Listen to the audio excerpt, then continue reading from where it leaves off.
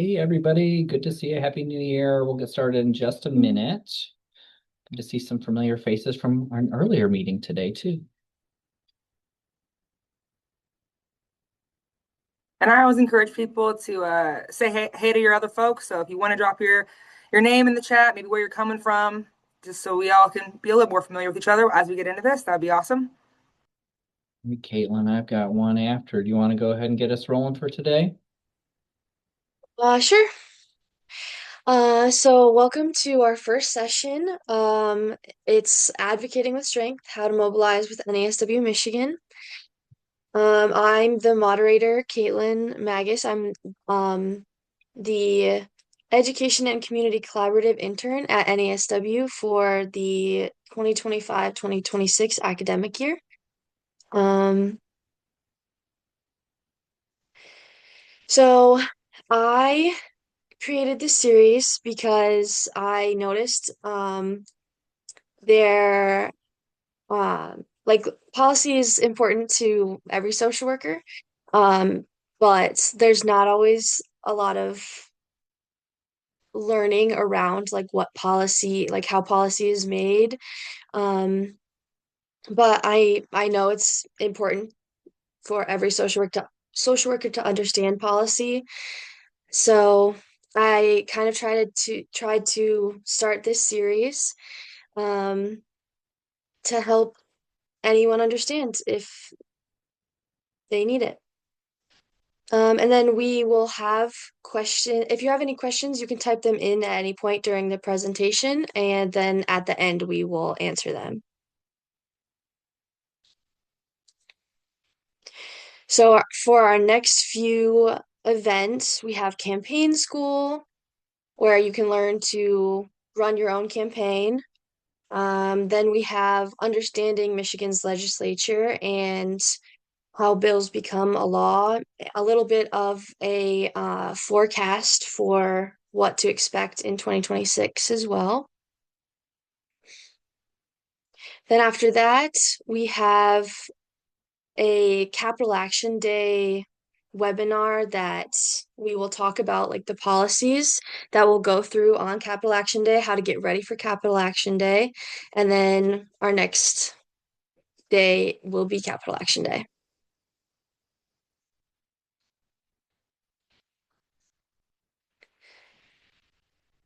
So, this session will specifically talk about most of what NASW Michigan already has in terms of policy. And so, we'll go through our legislative priorities and where to find all of these things on our website. So, we have a really cool advocacy tool called Voter Voice that we'll go through.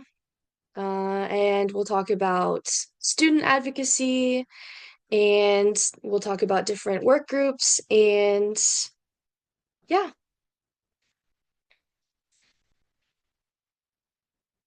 All right. Well, just to get folks introduced, I'll go ahead and start with myself. My name is Jess Riley. I am the relatively new, been here for a couple months, policy and advocacy manager with NASW Michigan. I use she, they pronouns. And yeah, through this role, I lead legislative advocacy and member engagement on all of our policy issues statewide. I actually began my journey with NASW as a BSW intern with the Texas chapter, worked for them for several years, and I bring experience in community organizing, campaign work, and field organizing. I earned my MSW from the University of Michigan, and I focused a lot of that work on community-based policy, including housing affordability, transportation, food access, and labor. And I'll be joined today by my amazing boss, Dwayne Brujek, who is the NASW Michigan Executive Director. And he previously served 9 years as Director of Member Services and Development, leading recruitment and retention efforts, program development, data initiatives, digital platforms, and collaborative partnerships across the state. As a macro licensed social worker and University of Michigan School of Social Work graduate, Dwayne specializes in policy, evaluation, and community systems. His experience spans advocacy, teaching, media, and leadership within civic and professional organizations. And then our great moderator, Caitlin, who will also cover a few slides today. As she said, she's an education and not events intern, but community empowerment engagement intern, and a BSW student at Central Michigan University. With most of her undergraduate studies focused on micro practice, Caitlin is eager to gain more macro level experience as she explores future career paths in politics and policy. And then I just wanted to take a moment as well to introduce Deshandra, who isn't actually a technical staff member of NASW, and she's not a presenter today, but just as we go through the PowerPoint and understand kind of what the political landscape is around NASW Michigan, I wanted to introduce her and Capital Services, who she is employed by. So Capital Services is an issue-based multi-client lobbying and governmental consulting firm. And so we contract with them to have their support in the political and advocacy realm. So Capital Services primarily supports us by ensuring direct client access to key legislative leaders, collaborating to articulate public policy agenda to decision makers, providing direct lobbying services, and also collaborating to build, manage, and participate in coalitions and committees, including political action committees. Deshandra is incredible. We've worked with her for several years now, and I have learned so much from her already being here, and happy to have her by my side in this fight. Deshandra Bedingfield is a lobbyist with expertise in the K-12 education policy, grassroots advocacy, and state government relations. She previously served in leadership roles at the Michigan Association of School Boards and holds a BS in political science from Central Michigan University.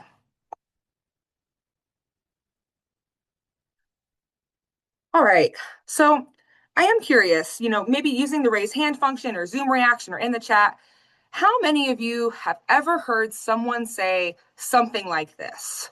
Social workers should not be involved in politics. It's not our job. It's not ethical. It's going to take 1 minute for people to, if you've heard that, throw it in the chat.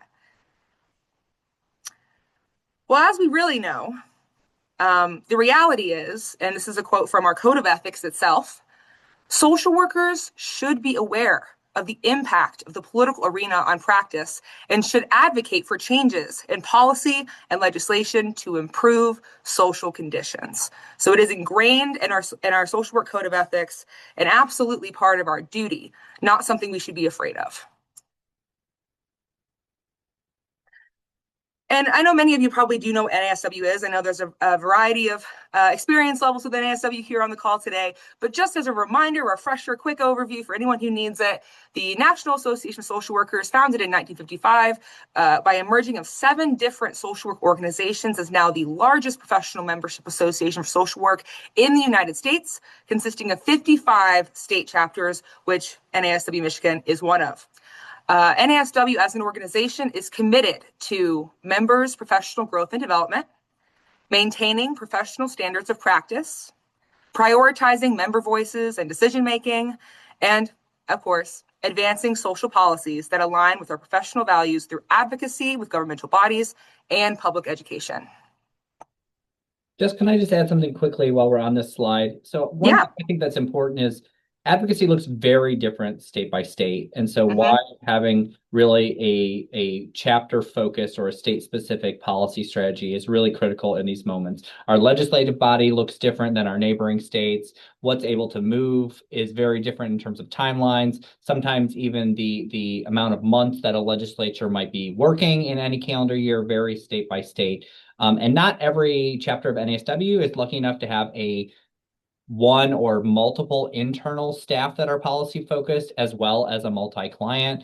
So we have really built our capacity up over our chapter history to have a robust policy framework and making sure that that's a critical support to our social work members across the state, because we represent about 32,000 licensed social workers across the state and 6,500 students. So we are a large chapter, as you can see on this map, but we are also just a large state for social workers. So just wanted to provide a little context that the landscape is not the same. And if any of you have moved from one state to another and your membership has changed, advocacy might look a little bit different. The sorts of policy related events might look a little bit different. And that's really dependent on the need in each particular state we're in.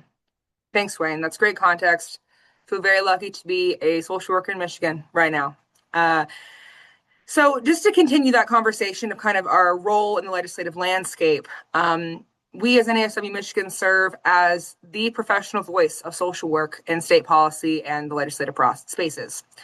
The organization works to advance social work values by educating lawmakers, influencing legislation, and responding to policy issues that impact clients, communities, and the profession. Through relationship building with legislators and collaboration with partners, NASW Michigan helps translate lived experience and frontline practice into meaningful systems level change. So, things that we're committed to as NASW Michigan in the policy space, we are committed to representing social workers statewide. We are committed to engaging directly with legislators and state agencies, tracking and responding to legislation, and advocating for ethical, equity centered policy change. So, how does advocacy happen at NASW Michigan? We just said all the things we're committed to and what we're going to hopefully do with that. But just to break it down, I first want to kind of draw your attention to the triangle in the middle. We have our members and advocates that are really informing upwards through our committees and work groups and participating in those. And then our committees and work groups then inform and contribute to the political action, the policy and legislative action that we often take. So advocacy at NASW Michigan is collaborative and strategic process that relies on coordination between staff, members, and external partners, as I just described. Internal policy and advocacy staff, like myself, monitor legislation, build relationships with policymakers, and identify opportunities for action, while members and volunteer advocates, that's you guys, contribute professional expertise, lived experience, and grassroots engagement. So our committees, work groups, and coalitions provide that structured space for collaboration, ensuring advocacy efforts are informed, responsive, and aligned with social work values.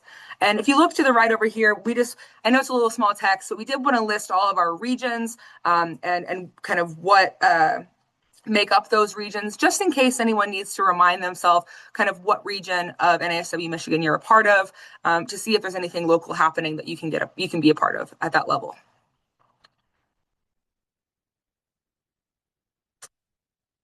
And then let's see. So where can individuals advocate? I think, again, we're saying all of these things, but where actually do you go to participate in the advocacy calls to action that we're outlining? So our primary advocacy action platform is called Voter Voice. And Voter Voice, or our Legislative Action Center, can be found under the Advocacy tab on the naswmichigan.org website. So you just go to the website, the big header that says advocacy, it's a drop down, Legislative Action Center, and you will see every active campaign that we are working on that we're asking you to contribute to. So there may be things happening at the legislature that are, maybe not official bills yet, or we're working really hard on them, but there's not an opportunity quite yet for you to email your rep. When there is an opportunity, when it's gotten to the point in the legislative process where we actually do need you to email people, to call people, to show up to things, it'll always be on that Voter Voice platform. And so in addition to that, Voter Voice will send members and those who sign up through Voter Voice to get those notifications. It'll actually send you a notification of when a new campaign has surfaced. And so Voter Voice really allows social workers to easily contact their legislators. And I build these myself. So I usually try really hard to make sure that we are basically, targeting every decision maker that makes sense, either your representative or whether it's like, a committee chair or someone, that we think we should influence. Usually I'll kind of create different opportunities to email people. I'll always make a call script in case folks want to call. We really try to build out them as much as possible. So there should be a lot of talking points and resources in each of those campaigns. And why does voter voice matter? I think it's really important to amplify that collective advocacy. We don't want to just be the one kind of couple of people with NASW knocking on their doors, digitally or whatever. We really need to show that social workers are united in these issues and that we have people power. We represent all of these social workers across the state, but if no one shows up, then how are they to believe us that multiple social workers even know about the issue or care about it? And I think, additionally, it makes legislative engagement accessible and efficient. Sometimes when you're angry about something, you can obviously call your legislator and use whatever language or talking points that you want to. But we've done a lot of the research and preparation around these issues that we want to give to you. We want to make this easy for everyone on this call to be engaging in regularly. And so this is what voter voice looks like. So on the left is NASW Michigan's voter voice. This is a specific campaign. That's our most recent campaign that we made. And this one is actually around the professional degree status issue that we were dealing with at the federal level. This campaign is calling for folks to contact their Michigan delegation in U.S. Congress. We don't always interact with the federal level unless it makes sense for us to. Usually it'll be statewide, but this was really important, so we wanted to make sure to create one for it. And then on the right side, you'll see what NASW National Voter Voice looks like. And so this actually is what ours looks like before you click on the campaign. It has several things on the left there that you can look through. Once you click on it, it kind of looks more like the left. But that being said, so you can advocate with us as NASW Michigan on mostly statewide priorities, and you can advocate with NASW National and their voter voice for all of those national federal issues that are coming up, any bills that they're pushing. So make sure whenever you're getting the bug, the itch to advocate for something, you're checking both sites. Yeah, thanks, Jess. And I think one thing to note about campaigns specifically, so if you take a look at the image on the left, you'll see that there's already text boxes created. And that's usually done by Jess, or if it's a national campaign, one of the national policy team, or some combination of staff here. We've already pre-written a message that you can choose to send as is, or you can tweak to be more specific to your area of practice or your state or your particular situation, or maybe you have a client story that you want to elevate.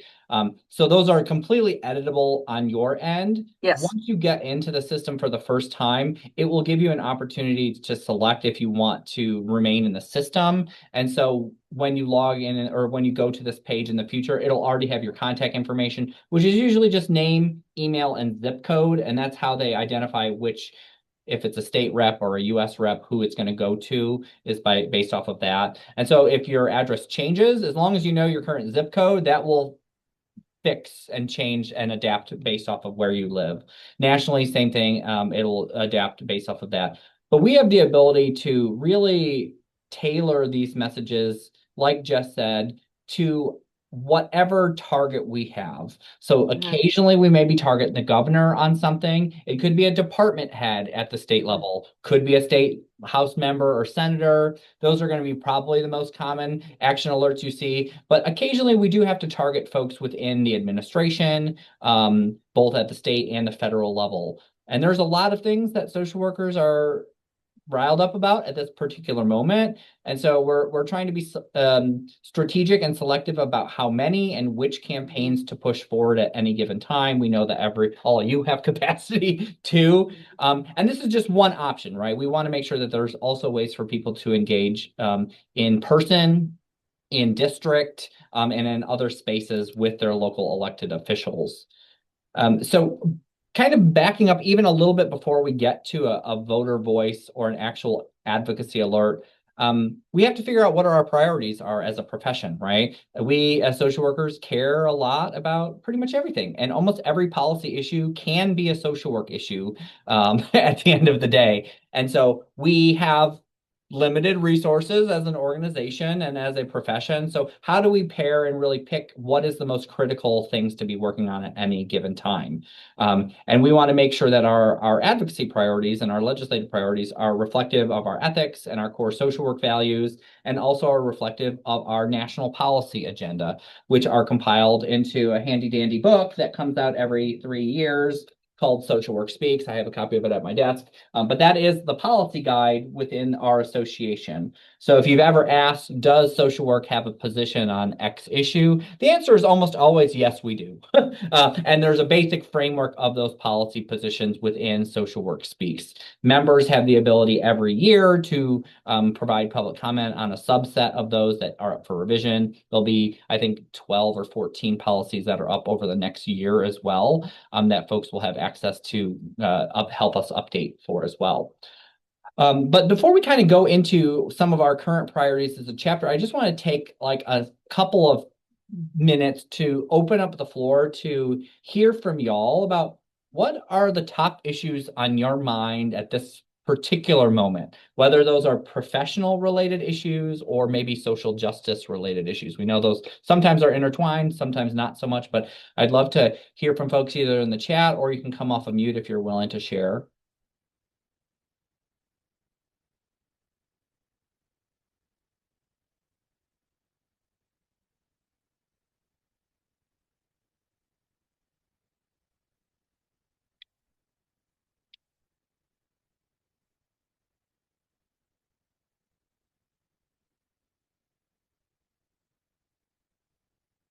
See some coming in the chat. Miriam, I saw you trying to unmute. I'll see if I can help on my end. So a couple of things we saw come through in the chat: gender affirming care, sexual health, maternal health, environmental justice, immigration, LGBTQ plus rights, immigration. Again, yeah, lots of those coming through for sure.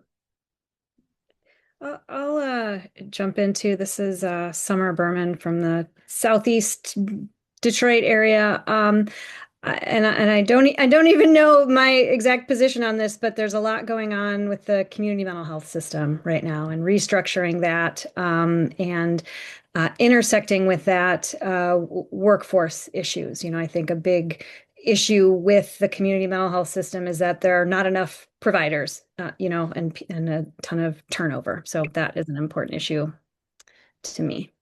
Yeah, thank you for sharing, Summer. Yeah, I think the workforce stuff sometimes is the less sexy stuff to actually work on and gets less of the media attention, but hypercritical to focus on.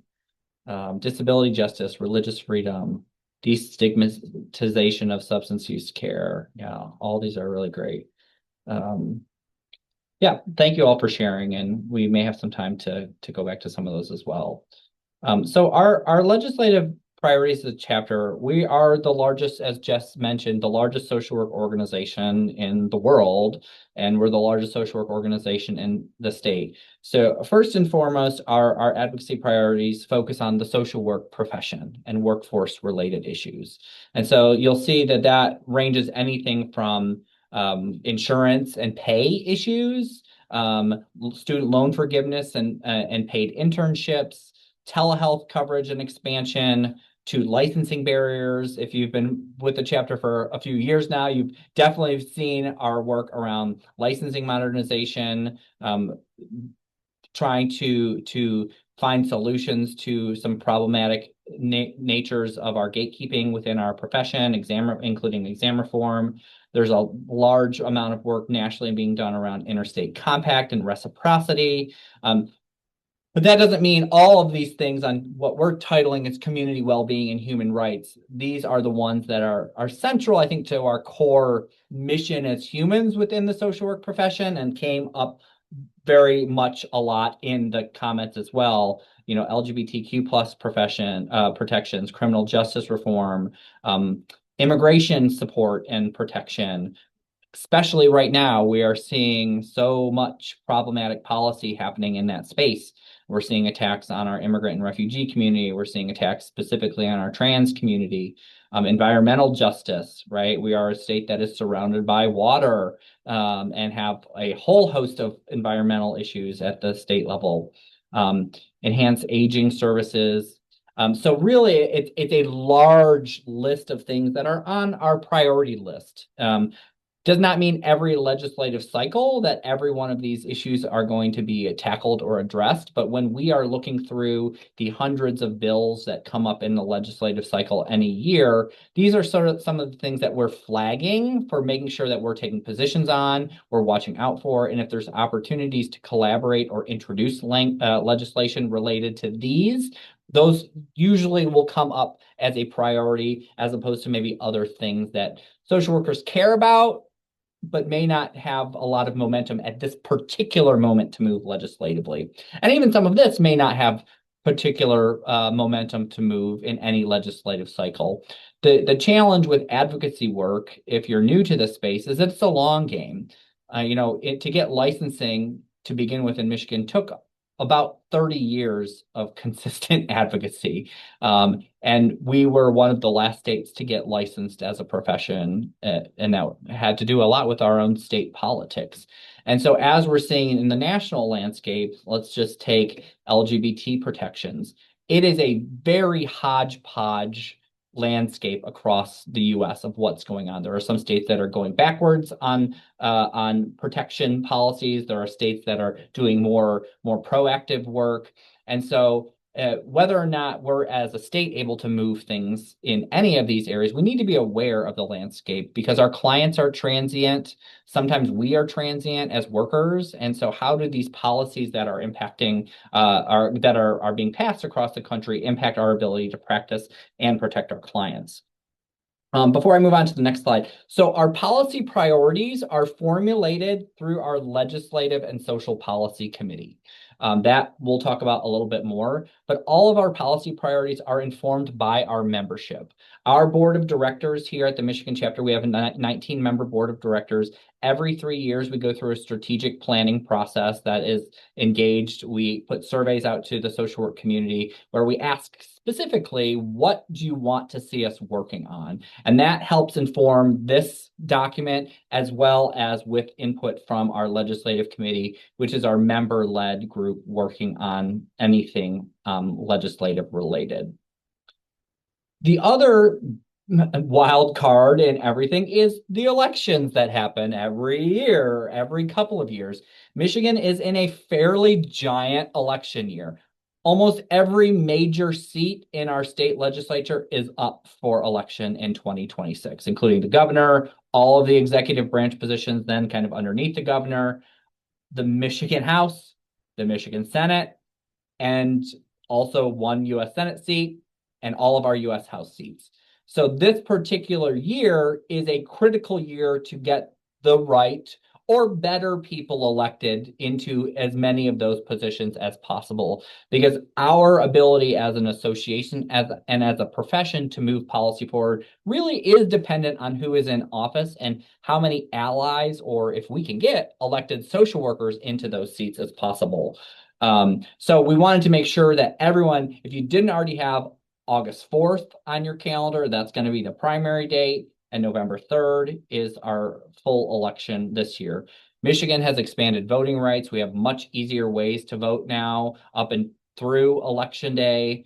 And what we have seen in our own state in the last decade is our state has really ping-ponged a lot in terms of our state legislative makeup. We were fully Republican controlled about a decade ago. We moved to fully Democratic controlled a few years back, and that was the first time in 40 years that had happened. And currently, we're a split legislature. Our House of Representatives has a slim Republican majority. Our Senate has a slim Democratic majority, and then we have a Democratic leadership at the governor and kind of executive branch level. So how we have to navigate those legislative environments does shift depending on the balance of party, who specifically is in office, who are the chairs of committees then in those Senate and the House races as well.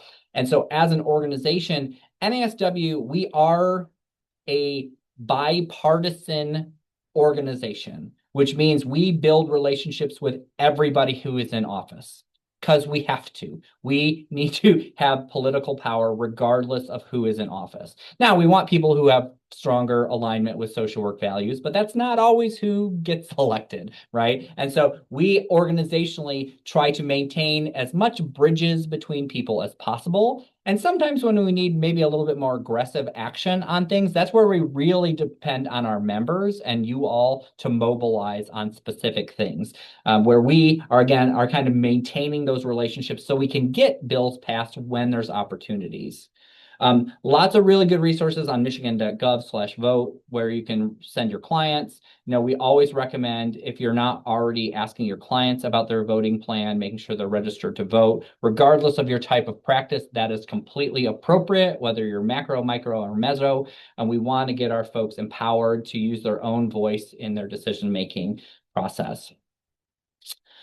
So talking about specifically ways that you as members can get involved in our work, I had mentioned our LSP, our Legislative and Social Policy Committee. This is our member focus group, meets the third Friday of every month from 12 to 1, virtually on Zoom. But this is where we look at policies and talk about policies that are happening in Michigan specifically. This is also the committee that if we get draft bills that we send through this committee for review. So for instance, we will have an insurance clawback bill that is coming soon to a committee in the House level. That goes through our Legislative and Social Policy Committee for review and any feedback that then we as staff pass on to our legislative contacts and say, this is what our social workers think needs to change with what you currently have drafted. Similarly, with our social work alternative licensing pathway bills or anything else that comes up that we may need your all's guidance on. Because we as a staff aren't experts on all of these things either. And we know you have your particular lane, your expertise areas that we want to move forward. LSP is also a place that if there are bills that are coming through that we're not sure if we should formally take a position on, we may also send that to this committee for review and say, is there opposition or support to put in either a support ticket at the committee level or to try to get people to testify, whether that's in person or written on a particular issue. Because we want to make sure that social work expertise is highlighted in spaces that we can. So that's one committee. These are free to join. You just, just drop that link into the chat. You can just get signed up for that listserv right there. Please, we love the more people on that. As always, the better. And you don't have to attend every meeting. You know, we love this, you come as much as you can, but we all get it. Your lives are busy as social workers. The second committee that we have is our Political Action Committee. So this is for social workers who really want to get a little bit more their hands dirty in the political side of campaigns. This makes us unique or also organizationally probably different from how you're working in your jobs is we are a 501c6 organization. We do have a political action arm, which means we endorse candidates. We can give money to candidates. We work to get social workers and social work friendly candidates elected at all levels. Our political action committee in Michigan specifically focuses on state level races. We do occasionally provide guidance on federal races, especially if it's a Michigan Senate or a Michigan House race that maybe our national office needs some guidance on if there's a couple of candidates that they're looking between. But we, in any election year, will endorse candidates and try to get those folks elected to office. We are having a campaign school, which Caitlin mentioned earlier, coming up on February 6th. That is our second annual one of those where we want to get more social workers elected to office. Any member can participate in MPACE. It is an appointed committee, so we do let folks hop on for a couple of meetings if you want to kind of see the vibe and see what the work is. And then we do ask for folks if you would like to stay involved and be an official voting member. You do need to get appointed, but that's a pretty easy process, and we will walk that through if that comes available. Our PACE committee also attends fundraisers occasionally. Our members are invited if we get, so we just got an invite to Rep. Ryan Gens, who's one of our MSWs in the House, is running for re-election. She's having a campaign kickoff event, one in Ann Arbor, one in Jackson, wants NASW or our PACE to be a sponsor or a host for one of those events. We will do that, and we usually would like one of our PACE members to be able to attend, if not a staff person. So it's sometimes fun. You get to meet some of the players in the policy realm there. And this year, since it is a large election year, we will likely be hiring a field organizer to work on some select Michigan targeted races. We don't know what those are yet because we haven't got through primaries and we don't know how the field is going to kind of play out, but we will have, and we have for the last, I think, 3 or 4 election cycles, hired a part-time organizer to help mobilize social workers to get out the vote, usually for social work candidates who are running for state level positions. The Political Action Committee currently meets, it's every other month right now, but probably for 2026, since it's a busy year, we probably will go back to monthly, the second Thursday of each month from 12 to 1. Also, again, through Zoom. there. Really fun group. If you are a political nerd, love all the politics of everything, really want to get social work values pushed through candidates, that's your best bet there. Any questions about either of the committees that I mentioned?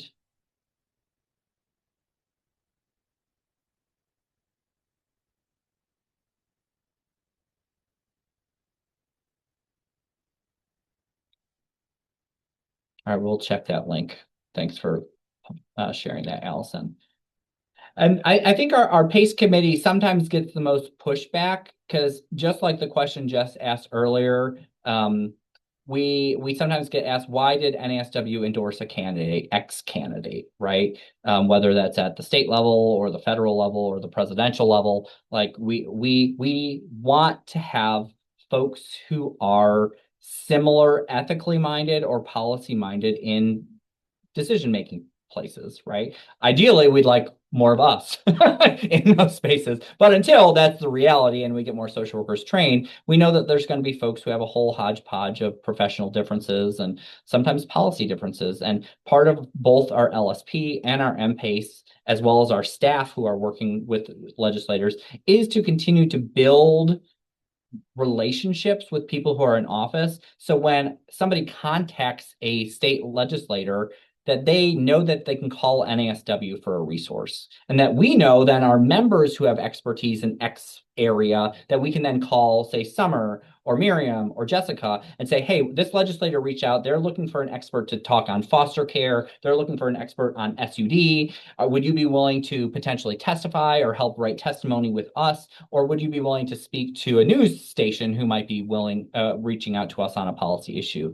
So we want it to be as reciprocal as possible because policy is better the more it's informed from the community.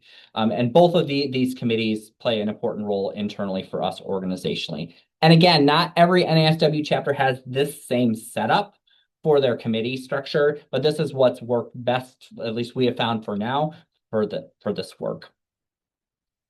Staying nonpartisan social work advocacy. So I just talked about us being bipartisan, and sometimes that means it looks more partisan, but you all individually can't always be partisan in your work, especially if it's part of your job. But there are many ways that social workers can and should advocate regardless of your job title. And you can do that in many different nonpartisan ways. Some of the ways that are easy to get involved in some of that is voting, making sure yourself and your clients and your friends and all of that are registered and know about their voting locations. Just being informed about issues. You can get signed up for listservs at the state level. You can get signed up for email updates from the governor and most of the executive branch positions if you want to see when changes or updates are coming from them. Laura also sends updates, not as regularly, but it's important to make sure you're in the loop of all of those spaces. Getting connected to as nonpartisan news information as possible, that especially in 2026 when there's so much fake news or AI generated content that's continuing to be out there. We know clients are duped. A lot of folks that we're serving are getting hacked or they're getting spammed. I know, especially in some of our older communities that where we're finding folks with either like elder abuse or financial elder abuse, where they're getting targeted through some of these media campaigns. Connecting with your legislators on social media. This is a really great way to follow what message that they're saying about issues and knowing really where they stand on things. Attending local community town halls, going to your local county commission meetings, hearing what's going on at that level. And then if it gets to a space where maybe we're working on a bill or a member has said, hey, there's this thing, saw this bill is happening in Michigan, has NASW taken a position, or would it be useful to have a social worker testify on that? We can work with you on drafting testimony, or we can review testimony and making sure that's ready for whenever the session is. What I'll say about our legislature is oftentimes you do not have much of a heads up when bills are going to be dropped. If you're lucky, it's like 1 or 2 weeks.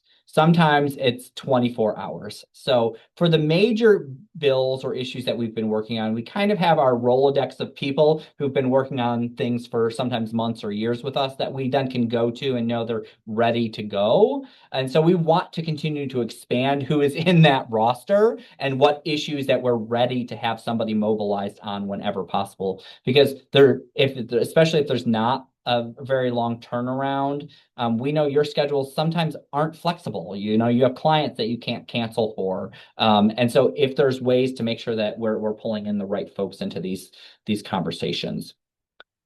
We want more visibility for social workers. So part of that also can be public facing, like op-eds or newspaper articles.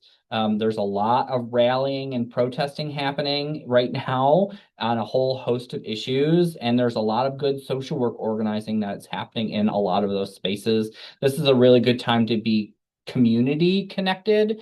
Every one of those regions that Jess showed earlier has a Facebook page. So if you're on Facebook, you can just type in NASW Michigan region, whatever, 1, 2, 3, 4, 5, 6, 7, 8, 9, 10, 11. Whatever's your region. If you know there's a social justice event happening in your region, if there's maybe a local elected official that has open coffee hours or something like that, please share those on those pages. If you're wanting to try to find community or somebody who's working on something similarly, those are really great spaces. For that. There's a student, NASW Michigan, I think it's just called Michigan Social Work Students Facebook group as well for any students who might be on the call, because we know you also are getting a mixed bag of information from your social work programs. And then we already talked about some of the events that are coming up, which we'll hopefully see you at some of those. Some of them have CEs attached to them too, which we know is a bonus for all of that. All right, so I'm going to turn it back over to Caitlin briefly to just share some student advocacy opportunities. Okay, so there are a lot of different ways that students can get involved in advocacy. A lot of it has to do with what you already have on your campuses. So just on Monday, I went to an MLK Junior March. But just look around your campus and see like what marches, what protests that you can go to, maybe some student groups or some organizations that you can also get involved in. Even just like making sure your friends are registered to vote, that you're registered to vote. You can connect with your student ambassadors at NASW Michigan. And then just invite classmates and peers to participate in advocacy activities. If you know about a protest happening, invite any of your friends, any of your classmates to come join you. And if you have policy classes, ask more questions, ask about specific policies. It doesn't hurt to ask more questions, especially on campus. And of course, you could go big or go home and run for office, go to campaign school next in 2 weeks and like learn how to run your own campaign. You can help on other campaigns, especially in this big election year. Yeah, Kayla, I just want to add on that last one. You know, one really good example of a student running for office in Michigan was now Senator Chang, who ran for the Michigan House when she was in her MSW program and beat out 9 people in the primary elections to win that race and was the first Asian American woman ever elected to the Michigan House. She's one of the first women to ever bring like a baby onto the House floor, things that feel like that should have happened a long time ago, right? But she's been a kind of game changer, and having somebody who understands social work perspective in a space like that makes our work so much easier because we don't have to go in and explain things from the kind of the ground zero. The other thing related to that too is there are more and more opportunities for students to have internships in legislative environments as well. And we want to continue to build that capacity within our legislators who are in office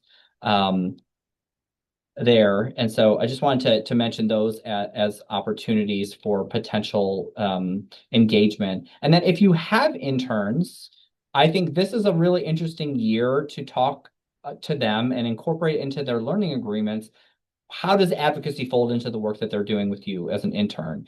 Are there opportunities for them to attend local events with their elected officials? There will be lots of campaign events coming later, probably this summer and in the fall. At the chapter office, we always try to have opportunities for our students to attend a campaign event of each of the major party candidates. We probably will do that for the governor's race here because you learn lots of interesting things about messaging, about organizing, who's in the room, who's not in the room, what are the policy decisions being talked about. So even as an intern supervisor, for those of you who might be doing that, I think there's a real opportunity to talk to your students about how does advocacy get folded into that work.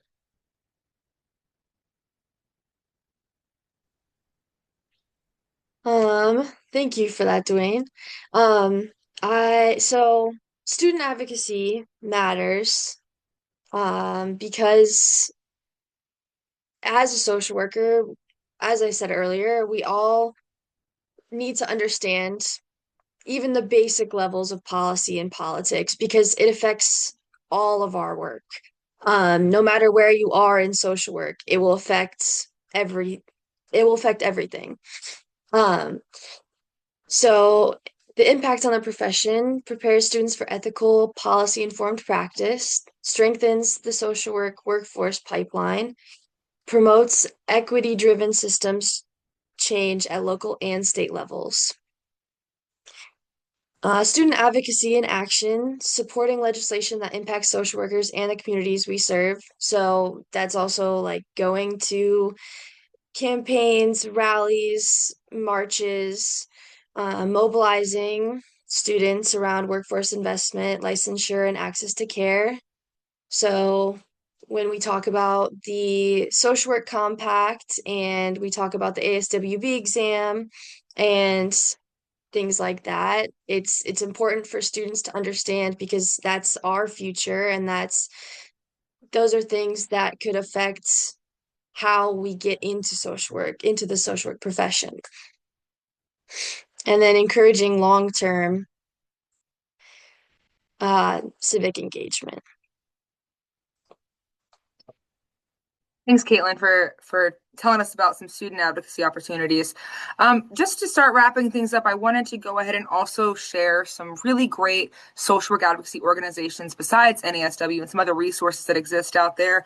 So these first four, the Network for Social Work Management, the Association for Community Organization and Social Administration, the Society for Social Work and Research, and the Congressional Research Institute for Social Work and Policy, which is CRISP, are all really great organizations that are working on that intersection between social work and policy, that macro space.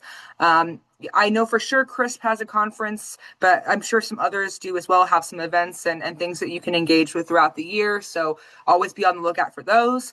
The next couple on this list, the Macro Social Work Career Resource Guide and the Macro Lens website are both websites that have different types of resources. So these are just a few. These are just a few summarized. That Macro Social Work Career Resource Guide is actually pretty extensive. They have a drop down with kind of different areas of macro social work. And one of them is also organizations, websites, resources, events, things like that. So I didn't put all of them in here, but if you're looking for one that kind of has a hub, that Macro Social Work Career Resources Guide is really great. I've used it before and actually have a colleague back in Texas who created it, but it is national.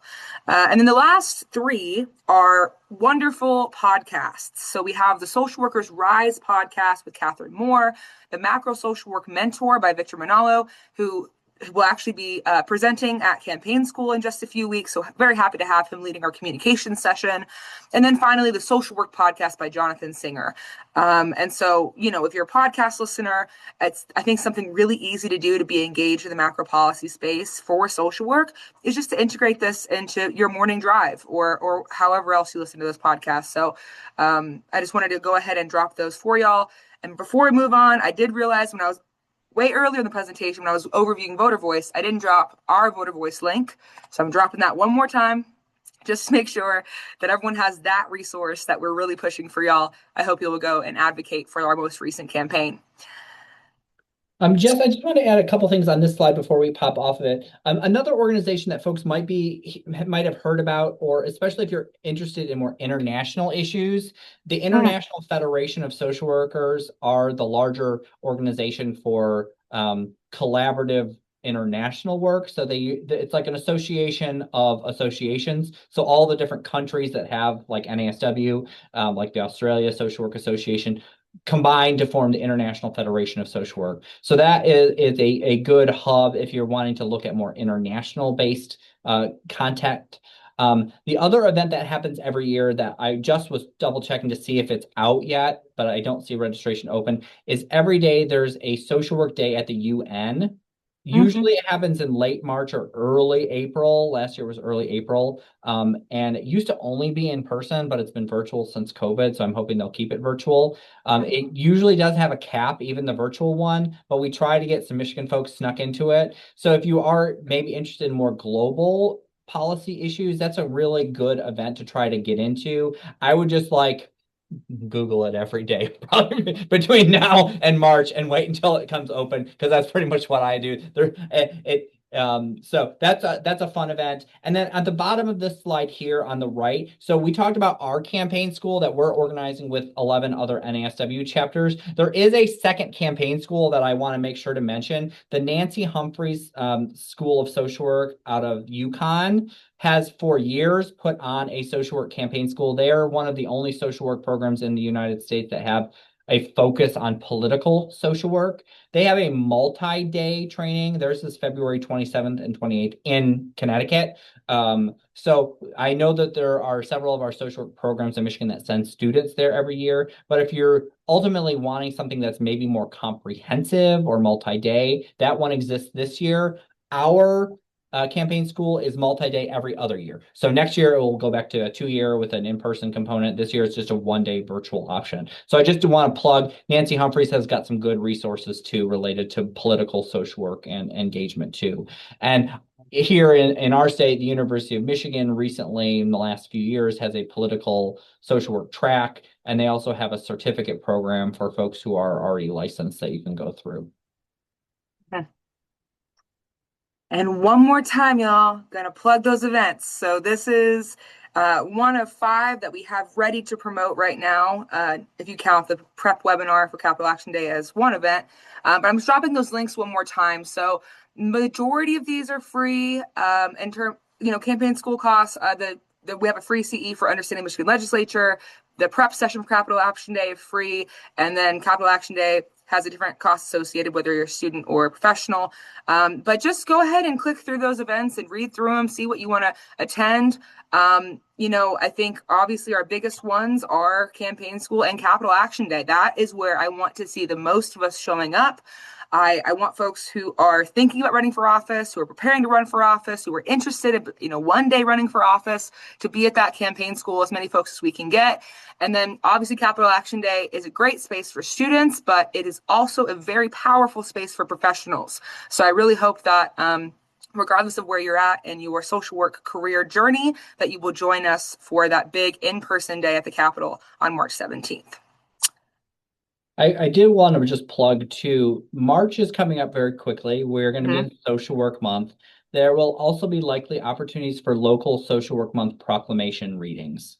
This is a great way that is like pretty low key. You just kind of have to show up and sometimes shake some people's hands. Or I see Miriam on here. Sometimes you get to actually hold the thing and be up with the people. But it's a really good way for our local elected officials to like show some respect to social work in the month. If you all are connected to any local elected officials who might be willing to put a proclamation forward at the city, township, village level, please let us know. We'll be working on that at the state level and hope to have that incorporated into Capital Action Day on the 17th of March. But that will also be something that's sent out throughout the month of March. So look out for your emails. When we get notified that one of those is going to be read locally, we try to send that out to the social workers in that area in case you want to show up and be supportive. It's a really just nice space to be recognized in front of some elected officials. Mm-hmm. Thanks, Wayne. And then just wrapping it up, I just want to, make sure y'all get a chance to connect with us.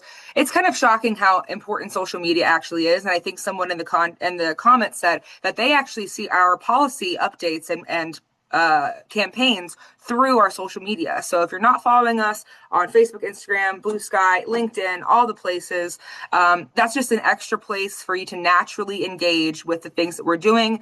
Anything that's in a voter voice email, anything that's in one of my policy update emails will typically be put on social media as a graphic with a caption and a link to be able to take action on those things. So just make sure you're following us because, that's where people get their information these days, and that's all right. We want to be involved in that. And then finally, this last contact page, that's my email on there. As I said, I'm the policy and advocacy manager with NASW Michigan. So if you have any policy or advocacy concerns, questions, anything like that, you can always shoot me an email. And I will do my best to reply with my full capacity and give you an outlet to be able to engage in whatever issue you're concerned about.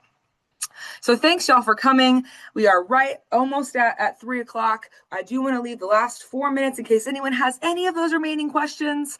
But I appreciate y'all staying on. I know we covered a lot, so I appreciate y'all being here. Allison, thanks for your comment too. I think the encouraging and inspiring, it's a rough time out there in the policy space, right? It is not fun to be a profession that cares about people right now. Like everything seems to be under attack, right? So how can we build community and resistance internally within our core circles? Maybe it's your work environment, your colleagues close, and then how can we expand that out to our state level and our national level? Because there are things that are directly attacking social work, as we saw with the professional degree status, with student loan debt in limbo, like all of that sort of stuff that has a one-on-one impact to us personally, and all the social justice issues that might also impact us personally, but also the communities that we're serving. So if there are ways that you are connecting with people that we can share out, if you have good resources in your local community that can be shared out either regionally or statewide, please send those over to us. We are going to do our best. Our board is meeting next week, and we're going to be talking about what priorities as a board do we want to have on the policy level right now, and how do we want to engage our social workers and try to collect community resources,